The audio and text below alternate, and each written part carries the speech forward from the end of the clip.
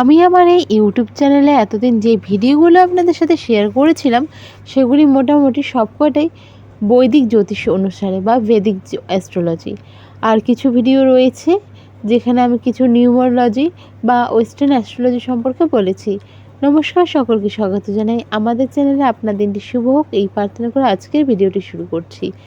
Art portal বা Lions gate পোর্টালের ধারণাটি বৈদিক জ্যোতিষশাস্ত্র থেকে আসেনি। এটি মূলত ওয়েস্টার্ন অ্যাস্ট্রোলজি, নিউমেরোলজি বা বলতে পারেন নিউ এজ স্পিরিচুয়ালিটি থেকে এসেছে, বা এটি একটা মিশ্র ধারণা। দুই জ্যোতিষশাস্ত্রের পার্থক্যের আলোক বিষয় নিয়ে এখানে কিন্তু আমি একটা জিনিস বলতে চাচ্ছি যে ওয়েস্টার্ন অ্যাস্ট্রোলজি হলো বা নিউ এজ যে মেটাফিজিক্স, যেটা অনুসারে ট্রপিক্যাল অ্যাস্ট্রোলজি অনুযায়ী 8ই অগস্ট সূর্য কোথায় থাকছে? সূর্য রাশিতে, অর্থাৎ লিও অবস্থান। তো এই সময়ে উজ্জ্বলতম নক্ষত্র অর্থাৎ সিরিয়াস এর উদয় এবং সংখ্যার মেলবন্ধনকে পাশ্চাত্য নিউ এজ ধারণায় কিন্তু একটা অতি প্রাকৃতিক সত্যি পোর্টাল হিসেবেও গণ্য করা হয়ে থাকে। আর বৈদিক জ্যোতিষ অনুসারে কি হয়? নক্ষত্রমণ্ডলের অবস্থান গণনা হয় কিভাবে? আয়ানস, অর্থাৎ কি এটা হলো যে নক্ষত্রমণ্ডলের অবস্থান গণনার ক্ষেত্রে প্রকৃত ব্যবহার যেটা হয় সেটা হচ্ছে বৈদিক জ্যোতিষ অনুসারে। আর সিংহ রাশিতে নয়, বরং কর্কট রাশিতে অবস্থানকে, অর্থাৎ 14 থেকে 16ই আগস্টের দিকে সূর্য সিংহ রাশিতে প্রবেশ করে, যাকে সিংহ সংক্রান্তিও বলা হয়। এই নিয়ে আমি একটা ডিটেলস ভিডিও পরে দিয়ে দেবো, তবে চলুন জেনে নেওয়া যাক এই 8 পোর্টালটা আসলেই কি। আর এই 8 পোর্টালটা হচ্ছে পালিত কবে হয়? 8 আগস্ট, 8ই আগস্ট প্রত্যেক বছর এই দিনে পালন করা হয়। আর এই দিন বলা হয় শক্তি বা পজিটিভ এনার্জির দরজা নাকি মেইন আজকের দিনে পুরোপুরিভাবে ওপেন থাকে। শুরু তো হয়ে যায় আগস্ট মাস থেকেই, তবে এই দিন হলো সবথেকে শক্তিশালী একটা দিন।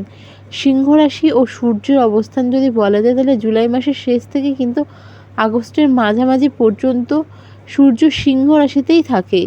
সিংহ রাশির সাহস, আত্মবিশ্বাস ও শক্তির প্রতীক।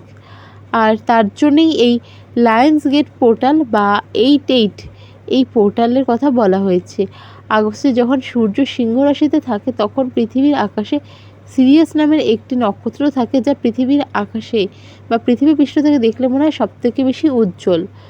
আর সূর্য ও পৃথিবী একই সাথে একই লাইনে অবস্থান করে। আধ্যাত্মিক বিশ্বাস অনুযায়ী এটি হলো ইউনিভার্স বা ব্রহ্মমণ্ডল থেকে আসা উচ্চমাত্রার একটি ইতিবাচক শক্তি। নিউমেরোলজি বা সংখ্যাতত্ত্ব অনুযায়ী 8 সংখ্যাটিকে অসীম শক্তিশালী, প্রাচুর্য, সাফল্য এবং ভারসাম্য বা ব্যালেন্সের প্রতীক বলা হয়ে থাকে। যেহেতু দিনটি এবং মাসটি 8, তাই এই দিনটির শক্তি হলো দ্বিগুণ হয়ে যায় বা 8 গুণ হয়ে যায় বলা হয়ে থাকে। তো এই 8 পোর্টালের দিন আপনারা কী রেমেডি করবেন, চলুন সেই নিয়ে আর কিভাবে পালন করবেন সেটা নিয়ে আলোচনা করা যাক। দেখুন, 8 পোর্টালের পুরো দিনটাই খুব শুভ, তবে একটা ভালো সময় বলছি, সেটা হচ্ছে রাত্রিবেলা 8:08, অর্থাৎ 8 তারিখ আগস্ট মাস, অর্থাৎ অষ্টম মাসের রাত্রিবেলা বা সন্ধ্যা 8:08 যদি আপনারা এই রেমেডিটি করতে পারেন তাহলে ভীষণ ভালো রেজাল্ট, আর আপনাদের মনস্কামনা পূরণ হবেই হবে। এই 8 পোর্টালের আমি হচ্ছে 2টো রেমেডি আপনাদের সাথে এখানে শেয়ার করছি, যেগুলো সবথেকে বেশি কার্যকরী। সেটা হচ্ছে 3-6-9 ম্যানিফেস্টেশন টেকনিক। কী করতে হবে? 8 পোর্টালের দিন, অর্থাৎ 8 তারিখ আগস্ট মাসের আপনারা কি করবেন? 3-6-9 এই নিয়মে একটা আপনাদের মনের ইচ্ছা অবশ্যই করতে পারেন, যেটা আপনাদের এই মুহূর্তে সবথেকে বেশি দরকার। ধরুন কেউ লোন করিয়ে ফেলেছেন, কোনো কারণে বাড়ি হচ্ছে না, বাড়িটা করতে চাইলেন। কেউ গাড়ি কিনতে চাচ্ছেন, টাকা থাকছে, কোনো কারণে বেরিয়ে যাচ্ছে, টাকাটা ইউজ করতে পারছেন না, তার জন্যে গাড়ি কেনা আপনার সম্ভব হচ্ছে না, তো সেক্ষেত্রে গাড়ি কেনার জন্য। কেউ হেলথের জন্য, কেউ রিলেশনশিপের জন্য, যে কোনো জিনিসের জন্য আপনারা করতে পারেন। আপনাদের পছন্দের বাড়ি, ফ্ল্যাট, যেটা পছন্দ তার জন্যে করতে পারেন। যদি চান্সেস বলতে ধরুন একটা ফ্ল্যাট একজন কিনেছে, তিনি বিক্রি করবেন না, আপনারও সেই ফ্ল্যাটটাই পছন্দ হয়েছে, এবার ম্যানিফেস্ট করছেন, সেক্ষেত্রে পাওয়ার সম্ভাবনাটা কম থাকে। তবে ধরুন আপনি একটা চাকরির ইন্টারভিউ দিয়েছেন, ম্যানিফেস্ট করছেন যাতে আপনার ইন্টারভিউটা ক্লিয়ার হয়ে যায়, সেক্ষেত্রে কিন্তু অবশ্যই এই পোর্টাল খুব ভালোভাবে কাজ করে। তো কি করবেন?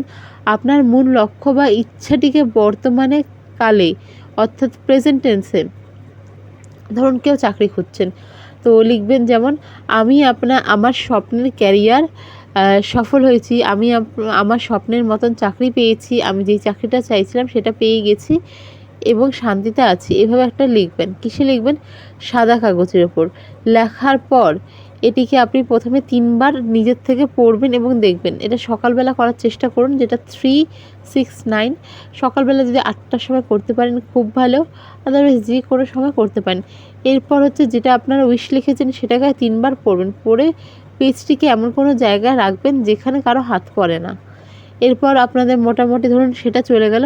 এবার দুপুরে বা বিকেলে অর্থাৎ সূর্যাস্তের আগে আবারও সেই পেজটিকে খুলবেন, খুলে হচ্ছে দেখবেন ৬ বার ওটাকে রিপিট করবেন, করে নিয়ে আপনার দ্বিতীয় টাইমেরও রেমেডি হয়ে গেল। এবার রাত্রিবেলা ঘুমোতে যাওয়ার আগে আপনি সেটিকে খুলবেন, খুলে ৯ বার পড়বেন দেখবেন। দেখার পর হচ্ছে যে সাদা কাগজে আপনারা লিখছেন সেই কাগজটিকে ভাঁজ করে আপনার বালিশের নিচে বা বালিশের কভারের মধ্যে রেখে দেবেন। এই হয়ে গেল আপনাদের একটা রেমেডি। এবার কি করবেন এই রেমেডিতে, যে জিনিসগুলো আপনাদের কনফিউজড সেগুলো বলছি। রেমেডি হয়ে গেল, এবার কি করবেন, সেই যে আপনার পেজটা যেটার মধ্যে আপনি লিখেছেন সেটাকে আপনি এমন কোনো জায়গায় রেখে দিন যেখানে কারো হাত পড়বে না। আপনার উইশ যেদিন ফুলফিল হবে সেদিন সেটিকে খুলবেন, পড়বেন, ঈশ্বরকে বা আপনি যাকে মানেন তাকে ধন্যবাদ জানিয়ে সেটিকে যদি সম্ভব হয় তাহলে জলে ফেলে দিবেন, বা যদি সম্ভব না হয় তাহলে বাড়িতে এক কোথাও রেখে দেবেন। এবার আপনাদের জন্য দ্বিতীয় রেমেডিটি বলছি। সেক্ষেত্রে কি করবেন, একটি শুকনো ও গোটা তেজপাতা নেবেন, কোথাও ছেঁড়া কাটা ভাঙা যাতে না হয়।